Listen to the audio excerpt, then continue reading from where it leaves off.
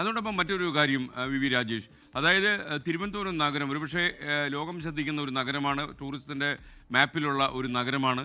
അപ്പോൾ ലോക ഭൂപടത്തിൽ, ടൂറിസ്റ്റ് ഭൂപടത്തിൽ തിരുവനന്തപുരം നഗരമുണ്ട്.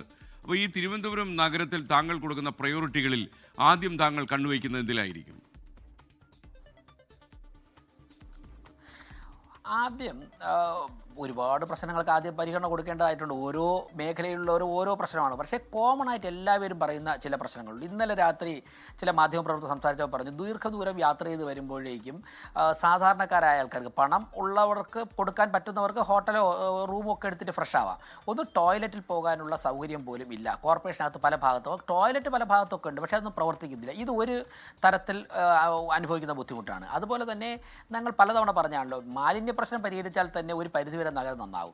അതുപോലെ തെരുവുനായി, വെള്ളക്കെട്ട്, കുടിവെള്ളക്ഷാമം, ഇങ്ങനെയൊക്കെയുള്ള കാര്യങ്ങൾ പരിഹരിക്കേണ്ടതായിട്ടുണ്ട്. അടിസ്ഥാന പ്രശ്നങ്ങൾ പരിഹരിക്കേണ്ട. അതോടൊപ്പം തന്നെ ദീർഘവീക്ഷണത്തോടെ ദീർഘകാല അടിസ്ഥാനത്തിൽ നമ്മുടെ നഗരത്തിനും സംസ്ഥാനത്തിനും രാജ്യത്തിൻ്റെയും സാമ്പത്തിക ഘടന മെച്ചപ്പെടേണ്ടതായ കുറേ കാര്യങ്ങളുണ്ട്. ഇപ്പോൾ ഞങ്ങളുടെ ചർച്ചയിൽ ഉരുത്തിരിഞ്ഞു വന്നതിൽ 3-4 കാര്യങ്ങളാണ് പ്രധാനമായുള്ളത്. ഞാൻ ഒന്നത് സൂചിപ്പിച്ചേക്കാം.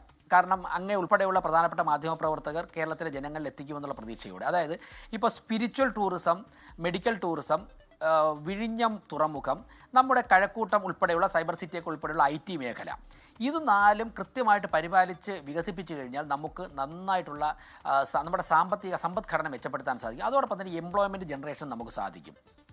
ചിലപ്പോൾ കോർപ്പറേഷൻ്റെ പരിധി നമുക്ക് കുറച്ചുകൂടി മെച്ചപ്പെടുത്തേണ്ടി വരും. അതെങ്ങനെയാണെന്ന് ഭാവി കാലങ്ങളിൽ നമ്മൾ ചർച്ച ചെയ്യേണ്ടതായിട്ടുണ്ട്. ഇപ്പോൾ മുംബൈ കോർപ്പറേഷനെയൊക്കെ പോലെ ആറ്റിങ്ങൽ വരെയൊക്കെ, ബാലരാമപുരം ഒക്കെ കോർപ്പറേഷൻ വികസിക്കേണ്ടി വരും. അപ്പോൾ ഇത്തരത്തിലുള്ള വലിയൊരു കാഴ്ചപ്പാട് വളരുന്ന ഭാരതത്തിന് ഒപ്പം, അതിനോടൊപ്പം തന്നെ ഒരുപക്ഷെ അതിൻ്റെ മുൻപിൽ തന്നെ തിരുവനന്തപുരത്തിന് എങ്ങനെ നടക്കാൻ സാധിക്കും. അതിനിപ്പോൾ TP ശ്രീനിവാസ് സാറ് ഒരുപാട് അനുഭവ സമ്പത്തുള്ള സാറാണ്. സാറിപ്പോൾ ഒരു 18-20 വയസ്സുള്ള ചെറുപ്പക്കാരൻ്റെ മാനസികാവസ്ഥയിലാണ് ഇന്നലെ രാത്രിയൊക്കെ സംസാരിച്ചിരുന്നത്. ജസ്റ്റിസ് MR ഹരിഹരൻ നായർ സാറിനെ പോലെ തിരുവനന്തപുരത്ത് റിട്ടയറായി താമസിക്കും. ഇങ്ങനെ ഞാൻ 2 പേരെ പറഞ്ഞുള്ളൂ. ഇങ്ങനെയുള്ള ആയിരക്കണക്കിന് 10,000-കണക്കിന് അനുഭവ സമ്പത്തുള്ള ആൾക്കാരുണ്ട്, മാധ്യമപ്രവർത്തകരൊക്കെ ഉണ്ട്. ഇവരുടെയൊക്കെ തന്നെ അനുഭവ സമ്പത്തുകൾ നമുക്ക് ഏത് തരത്തിൽ പ്രയോജനപ്പെടുത്താം എന്നൊക്കെയുള്ള ചർച്ച. അതുപോലെ തന്നെ സാങ്കേതികം, ഇപ്പോൾ തെരഞ്ഞെടുപ്പ് സമയത്ത് തന്നെ SKN ശ്രദ്ധിച്ച് കാണും, ഞങ്ങളുടെ വോട്ടേഴ്സിൻ്റെ സ്ലിപ്പിൽ, വീട്ടിൽ കൊടുക്കുന്ന സ്ലിപ്പിൽ ഞങ്ങൾ QR കോഡ് ഘടിപ്പിച്ചു. ഒരുപാട് പേർക്ക് ബൂത്ത് കണ്ടുപിടിക്കാൻ വേണ്ടി ആ QR കോഡ് സ്കാൻ ചെയ്താൽ മതിയായി. അപ്പോൾ അങ്ങനെയുള്ള നമ്മുടെ ഏറ്റവും അവൈലബിൾ ആയിട്ടുള്ള സാങ്കേതിക വിദ്യ എങ്ങനെ ദൈനംദിന ഭരണത്തിൽ പ്രയോജനപ്പെടുത്താൻ സാധിക്കും, ഇങ്ങനെയൊക്കെയുള്ള ചർച്ചകളും ചിന്തകളുമാണ് ഞങ്ങളുടെ മനസ്സിൽ. ലോകത്തെവിടെയായാലും ഏത് സമയത്തും 24 വാർത്തകളും ഓഗ്മെന്റഡ് റിയാലിറ്റി പാക്കേജുകളും എക്സ്പ്ലെയിനറുകളും വിശദമായി കാണാൻ ഞങ്ങളുടെ YouTube ചാനൽ നിങ്ങൾക്ക് സബ്സ്ക്രൈബ് ചെയ്യാം.